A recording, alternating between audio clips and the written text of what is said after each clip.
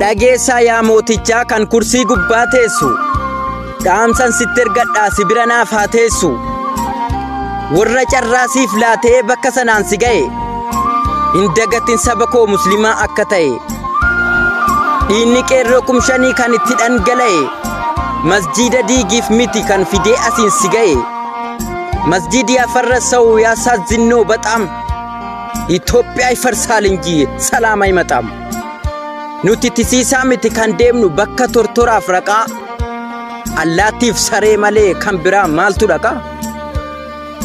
nuti akka kanniisaa qaamni keenyaa qulqulluu duunee dhabamna malee kuffaara jalan bullu namni har'a nu diiguuf deemu dhugaadhaani diinii dhabamsiisuudhaaf kaayyoon isaanii toltuuf hin seenaa addaan nu fottoksuuf tokkummaa diiganii qooddaan nu gowwoomsuuf obboleessi kee goobanaan kan shawaatti dhalate amantaa keenya malee keessan yoom galaafate ni beenna durii kaafnee waan islaamatti ta'e seenaan osoo daddarbuu dhufee har'a nu ga'e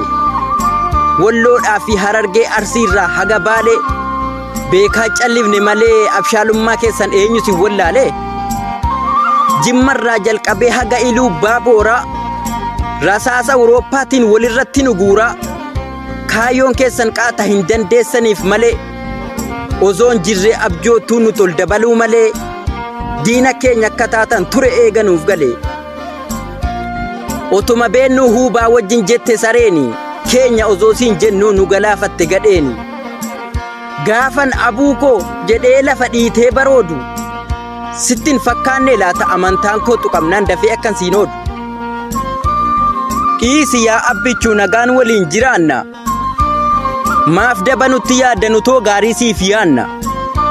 nu callifneen ilaallu masjiidni keenya diigamee sana qofaan namni muslimnilleen miidhamee sii wajjin jiraachuudhaan wanta baay'ee laffaanee diddeen urkaa miliitte akka nu yaanne hin taane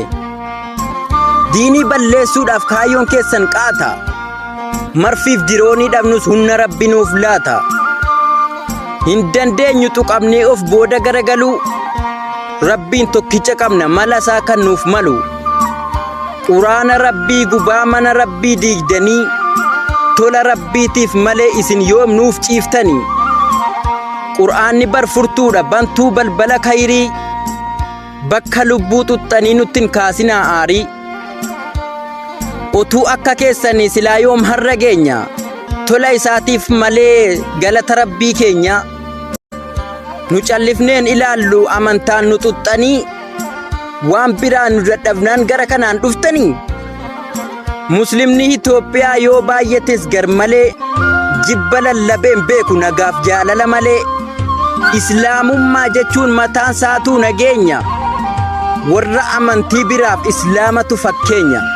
wassalamu alaikum warahmatullahi wabarakatuh sheer gochuun dagatina bakka akka nama hunda bira ga'uuf